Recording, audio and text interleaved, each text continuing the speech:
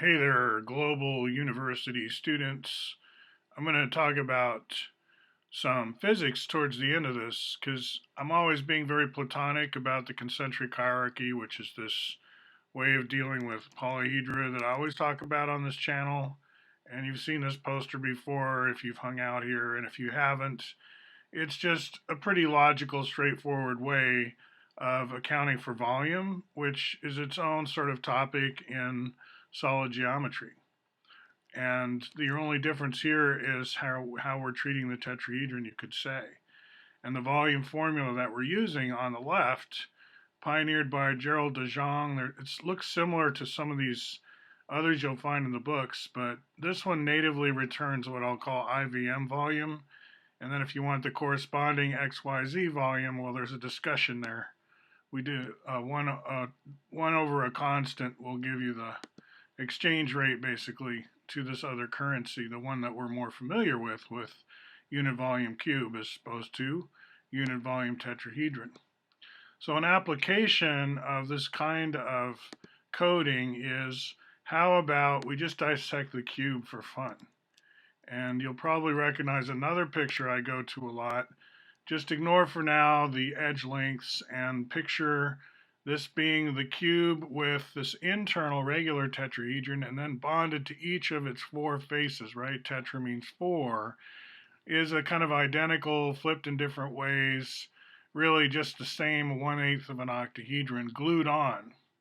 So there's like four of something glued on to a middle of something, and the four that are glued on in the case of the cube are all the same size as each other.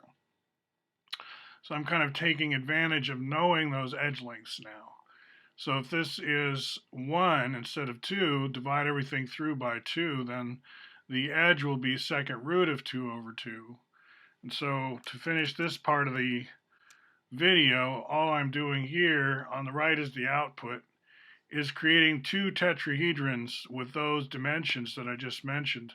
The corner tetrahedron, 4 of which are needed, and the middle tetrahedron with all edges 1. And then I use the volume formula we were just looking at here to compute the volumes of these respective tetrahedron. Then I take 4 of the corners plus the middle one, and what's the output? The output is 3. And again, that's all familiar sort of canonical stuff from the point of view of the color plate that I was showing you earlier. This is kind of where it goes as well, same kind of thinking. Now, where this kind of thinking branches to physics is through this notion of optimization or greater efficiency. What does that mean if you're trying to feed people or you're trying to like sustain a population of humans and fellow travelers, not just humans actually?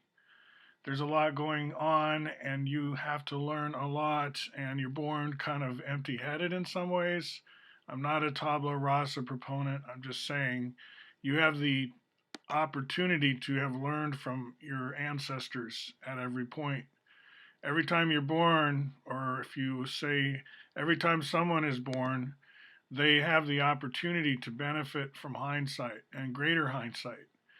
But the more hindsight there is, right, the more kind of formal schooling it seems you need sometimes to master all that hindsight. And that can seem daunting, right? So you need to economize in the curriculum as well. Like the way we teach things shouldn't be overly redundant. Like if you learn something, do you want to relearn it again? No, of course not, right? All that kind of stuff. So, in just, by relearn, I mean, what if it's just a slight change in vocabulary, but it's pretty much redundant knowledge? Aren't you kind of wasting your time versus you could have been learning something entirely new? And by learning, I don't just mean book learning, I mean skills out there in the field, whatever it is you do.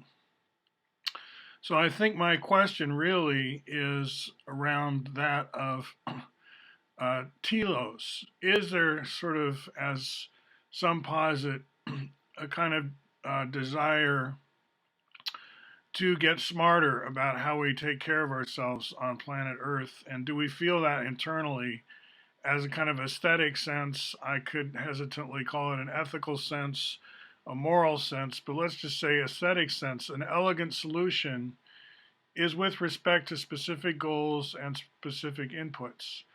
And our sense of greater wealth and more life support comes with reference to what we consider to be life supportive, right? So our sense of improving efficiency is with respect to something you could say anthropomorphic or anthropocentric. But then is it being anthropocentric to just assume that the sense we have of wanting to better our situation is somehow totally unique to the human? Or is it that when we feel and name these kinds of uh, forces, you could say, in a Newtonian sense, these causative impulses, are we simply just experiencing what physics is, right, in terms of our own physical existence, whatever? And a good way to address that whole question, I would say, is dive into the difference between the Newtonian view and the similar description of the world using principle of least action. They're considered to be two ways of experiencing the same thing. So kind of like a duck rabbit, like I talk about other places in my channel. Sometimes just seeing things in a new way can be helpful. Something will pop into view according to the new way of seeing. So, in terms of ephemeralization and becoming more adept with less materials, taking care of more humans or the same number of humans but to a better quality and stuff like that, within those constraints within that worldview, are we making progress or not? I think there are objective measures we could apply. In other words, I'm talking about general systems theory again, or a science that participates in the same sphere as economics, kind of in a competitive manner. So you've heard all that before. That's one of my standard rants. But if you haven't, here's a good entry point. Lagrangian mechanics versus Newtonian semantics, mechanics. And how do you feel when you see the universe according to one paradigm or the other? Does it make a difference? And in that respect, I think some of this unit volume tetrahedron stuff, it doesn't change the universe. It only changes your perception to some degree. And is that worth doing? Is that something worth doing? I recommend my slideshow on the concept of dimension in synergetics. I've done that recently. I'll take that up again in a very soon in another video. All right, talk to you soon.